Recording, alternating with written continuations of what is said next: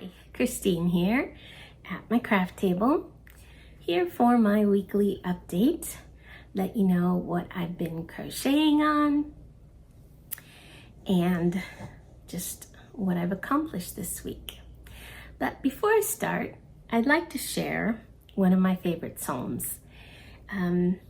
Going through a little bit of a hard time right now, and the psalms provide me with comfort like nothing else. So I'd like to share one of them with you now.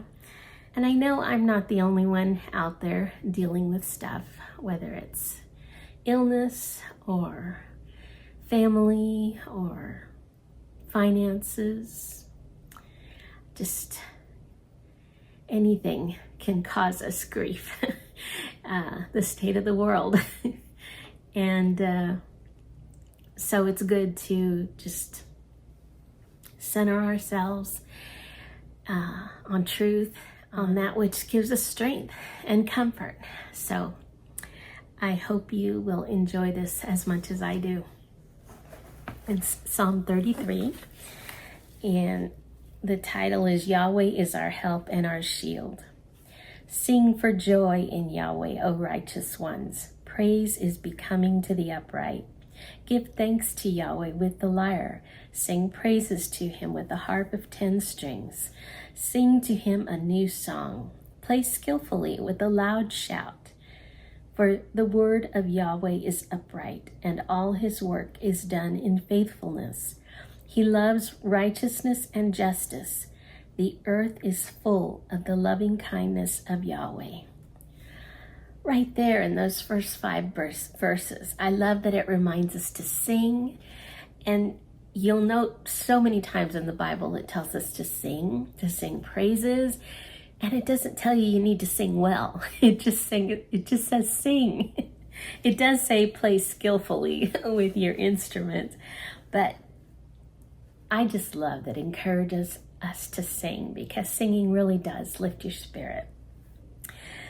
Sometimes if I'm going through stuff or I'm not feeling well, it's like I sing on purpose, because I say, enemy, I am not going to let you have my attitude. I am not going to let you have this day. I am going to praise the Lord. So if this pain is from you, then you know what? You didn't win today, because I'm still praising the Lord and I'm singing, and it really does lift my spirit. Sometimes it even makes my headache go away. So good stuff. And it also reminds us that the earth is full of his loving kindness, because if we just take a moment and look around, you will still see, even in the midst of this fallen world, you will still see beauty, and you will still see what God has created and the amazingness of it. Just this week, I celebrated my birthday, and my niece sent me a gorgeous bouquet of flowers. And every one of those flowers is just amazing and so creative and colorful, and it just blessed me so much. And I'm looking at it now, and you know, it doesn't even touch the multitude of different kinds of flowers that there are that God created, just because he loves beauty and he wanted us to enjoy them. It's a gift, and they're still around. They're everywhere. Even the wildflower will pop up where you least expect it. So I just love that. And flowers are just the beginning. I mean, we still enjoy the beauty of all of his creatures, and even those random acts of kindness that we see from our fellow human being now and then. I consider those a gift of God as well. So the earth is full of his loving kindness, and I believe that with all my heart. Verse 6, by the word of Yahweh the heavens were made, and by the breath of his mouth all their hosts. He gathers the waters of the sea as a heap. He lays up the deeps in storehouses. Let all the earth fear Yahweh. Let all the inhabitants of the world stand in awe of him. For he spoke, and it was. He commanded, and it stood. Yahweh nullifies the counsel of the nations. He frustrates the thoughts of the peoples. The counsel of Yahweh stands forever, the thoughts of his heart from generation to generation. Blessed is the nation whose God is Yahweh, the people whom he has chosen for his own inheritance. And in those verses, I'm just reminded of his power. You know, he spoke and it was. Just his power and his greatness, and the fact that this psalm was written eons ago, generations, thousands of years. But he's the same God today that he was then. Just as powerful, just as able, and just as present in our lives, if we choose to make him part of our lives. Yahweh looks from heaven. He sees all the sons of man. I'm in verse 13.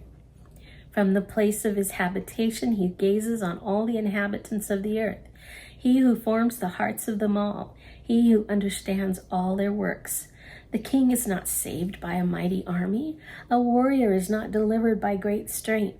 A horse is a false hope for salvation, nor does it provide escape to anyone by its great strength. And again, you know, he's in control. Man can make all his plans and build his armies and have the greatest arsenal imaginable. But our trust should be in Yahweh because he is all powerful. And he can cause every one of those missiles to miss its target. He can bring an earthquake to swallow up an army. I mean, he's all powerful and almighty. Verse 18, behold, the eye of Yahweh is on those who fear him, on those who wait for his loving kindness, to deliver their soul from death and to keep them alive in famine. Our soul is patient for Yahweh. He is our help and our shield. For our heart is glad in him, because we trust in his holy name. Let your loving kindness, O Yahweh, be upon us as we wait for you. So even in these times when we have to go through difficult experiences, you know, life is full of challenges. My dad isn't doing very well right now. He's 93, and he reminds me he does not expect to live forever. But when you have been raised by such a strong and capable man, it's hard to see him suffer, and it's hard to see him, depending on the care of others. And that's where he's come to. But I thank God that his spirit is strong, his heart is strong. He knows God, he loves God. And he reassures us that, he trusts God. And he knows God has a plan. Even though he doesn't reveal it to us, he's still in control. And he will bring him through this or not, but his timing's perfect and his will is the best. So I trust in that. And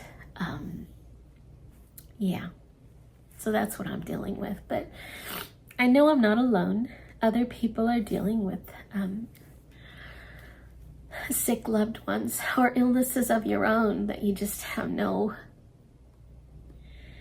understanding of why you're going through what you're going through. I just urge you to take comfort in the Word of God and to seek him, and he will give you the strength to endure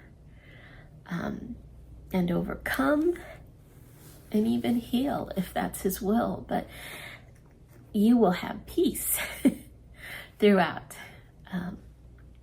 by serving him and opening this word often, because it is our lifeline and it is truth that will strengthen us.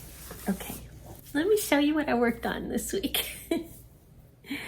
I did some fun things. I'd worked on one whip that you saw last week, and the other stuff is new.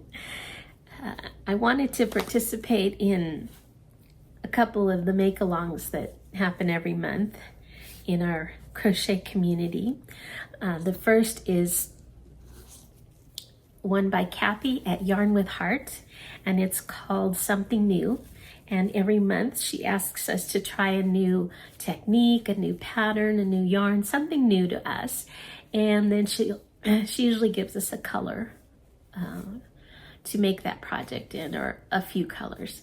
And so for the month of June, it was something that makes you think celebration as far as your colorway, and then whatever new thing that comes to you. So I looked for my most sparkly yarn, because that's what I think, that's what says celebrate to me, is something that sparkles or something very colorful. So I don't have a lot of sparkle yarn, to be honest. I chose Scrubology Scrub It by Yarn Bee, because I don't know if you can tell, but these yarns are so sparkly. It's made of 100% nylon, so it's very spongy, and it's for scrubbies, obviously. But I use pink, purple, and white for my project. And the first one I made was this little flower. It's a scrubby, and the pattern is by Bag O' Day Crochet. I will put a link to it in the description box below. I also combined it with some leftover sock yarn that I had, Premier, I think it's called Premier Cotton Collage. I have it all taped up. Yeah, Cotton Collage. It's 46% cotton, 33% superwash fine merino wool, and 12% polyamide and 9% PBT. This yarn, by the way, is really nice for socks. It has some stretch to it, and it breathes well. I used it for a V-stitch sock pattern by Olga Poltava at Olga Poltava. That's the name of her yarn channel. And I think it's, V-stitch socks, I think is the name of the pattern. But anyway, I really like them. And they wear well, they wash and dry in the washer. You can't even tell the difference. They still look the same as when I first made them, and I have worn them multiple times. But back to my flower. So I mixed, this is a multicolored yarn called Sunshine Multi, and I combined it with the Scrubology. I thought that was very celebratory. The only thing is, it's a very, it's a sock yarn, so it's like a one weight. And this is a super bulky, what is it? A 5 weight, yeah, bulky. So it was kind of hard to hold the two yarns together. So I only made the one flower with the two of those yarns. My other two were, the next one I made was, I don't know if this is the next one, but another one I made is with the pink and white, just the Scrubology, and that was much easier to work with. The pattern is very easy, and it's kind of small. It's about 3.5 inches wide, and it's only one layer, so it will work as a scrubby with this yarn because the yarn is nice and bulky. With another yarn, you'd probably want to make 2 flowers and stick them together, something to have something to scrub with. And the last one I made contains my new technique. This is, the white is the Scrubology, and then I also used, this is Scrubology Scrub It. This is Scrubology 2.0.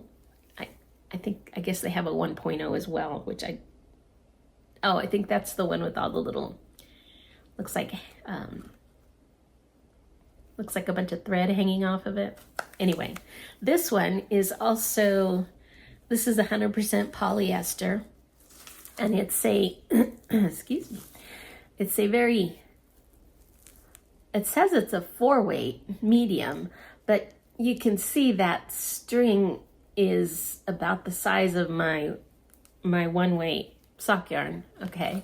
And then it's got this little hairy stuff there coming off of it. But it's very plastic feeling, and definitely good scrubbing power in this. Not the easiest to work with, I'll be honest. And I thought if I just used one strand, it wasn't going to be thick enough for the middle of the flower to give it a nice bright round center. So what I did was I held 3 strands. I'd love to show you because I love this technique. It's the first time I've used it. Let me see if I can find an end. There we go. So all you do is you take your yarn and you make it in the shape of an S, and it works easier on a table. And then you grab it in the center, and this is what you use to make your slip knot, you know, make a quick slip knot here. Okay, so there's my slip knot. There's my slip knot, and this is my working yarn. So I have the folded piece and my working yarn leading to the yarn ball. This piece obviously is not long enough to work with anymore. So all you do is you take the end that's leading to the yarn ball and you pull on it. And you pull as much as you want, and there's your working yarn to continue. And you just work over that folded area, that little, you know, that part that's folded. And so you work until you get to the same place again, and you take your end and you just pull it through the loop, and you pull it again. And that's how you have 3 strands to work with instead of 1, but you're still using the 1 yarn ball. That was kind of a convoluted explanation. The video where I learned the technique was much clearer, but hopefully you got the gist of it. Very easy. And I had thought it would be so difficult, but it was so easy. So I worked with 3 strands instead of having to have 3 balls of yarn or cut 3, or divide my yarn ball into 3 sections. You still work with the 1 skein of yarn. So very handy. And that's what I did here. Now, granted, this isn't the best yarn to use it with, because you are working with 3 strands of yarn, and this yarn is pretty kind of crazy. So it was a little bit of a challenge. And I wasn't using a super big hook because I wanted it to be nice and condensed. But I got it done. And you really can't see the stitches on that part of the flower, so it did its job. But I can see using this with regular yarn so easily, and that was a wonderful technique that I enjoyed learning, and I've already used it again. I forget what I was doing the other day, but I was working on my scrap blanket, and I had some really thin yarn, and I said, I want to use this, and so I just used 3 strands. Now, I don't know if there's a way to use just 2 strands, because 2 strands would have been perfect on my scrap blanket. I'll have to look and see if there's anybody doing a tutorial about that. So those are my 3 flowers for something new. And you just make your project and you send a picture to Kathy, and she does a little slideshow at the end of each month, and usually has a little bit of a giveaway, a prize for her people who enter the slideshow. So that was cool. And I love these. I held off using them so I could show them to you, but now I'm going to use them. Okay, next. Now, you need to know these are washable in the washer, but you don't want to put them in the dryer because I think they will melt. So do not let these go through the dryer. In addition to anything you make with this stuff as well. No dryer. Okay. The next project I made was also a new project that I started and finished very quickly. And this was for Judy's Mal. Judy at Judy's Creations in Crochet has a monthly mail as well, and hers is called a butterfly mail this year. Every month she shows us the picture of a butterfly, and then that is our color inspiration, and then we can make whatever we want with whatever fiber, crochet, knitting, even yarn dyeing if you want, to come up with a project. And you also send her a picture by the end of the month, and she does a slideshow and a gift as well to one of, she randomly picks a winner. So this month the butterfly was a beautiful blue and white butterfly. So I made this cute little amigurumi blue whale. You see an eyeball there. He's about 5.5 inches long. Cute little guy. Blue and white for Judy's make-along. Or I guess you call it a make-along. Anyway. Also, I made this cute little dolphin. And these are fun. These were from the pattern book that I had the issue with the turtle that I told you about. Her terms are actually UK terms, and so she says double crochet where she means single crochet. So I tried to make a turtle that came out way too long because I was using double crochet. This is the book that has these patterns in it, called Mini Amigurumi Ocean by Sarah Abondio. 26 tiny sea creatures to crochet. I think I want to make them all. They're really cute. And I know I need to get back to that turtle, but I didn't want to make a blue turtle, and I needed blue for Judy's make-along. So there's my entry for that, and those are fun. For the whale, I used Hobby Lobby I Love This Yarn in the color Royal. Soft and squishy. And this was a piece of scrap. I think it might be Impeccable. Michael's Loops and Threads Impeccable in white. And then for the dolphin, he's cotton. I used I Love This Cotton in the color Royal. And for their eyeballs, I used Peaches and Cream in black. I like to use one of the nice sturdy cottons for eyeballs because you're really you're going back and forth so many times, and then sometimes you have to redo them, and so you end up fussing with the yarn quite a bit. And if you're using an acrylic, I noticed they start to get a little fuzzy, so the cotton holds up better in that respect. So that was my project for Judy. Lastly, I will show you my progress on my scrap again. This is my granny square 3-inch squares that I am making using scraps from my scrap bin.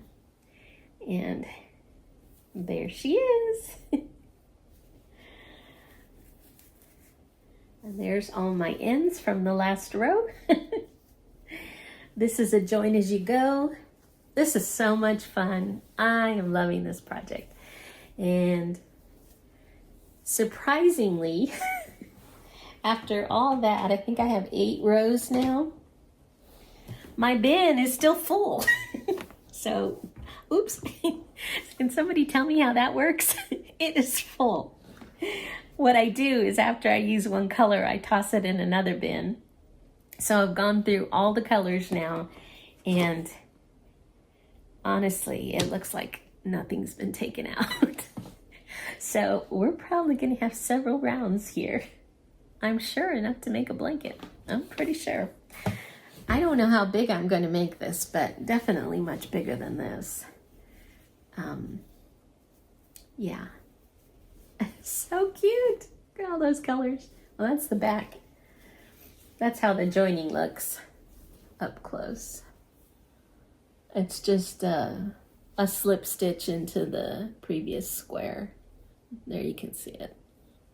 4 slip stitches to join onto the squares on each side. So that's it for this week. Hope you enjoyed my update and were encouraged by Psalm 33. God bless you all, and I will see you next time.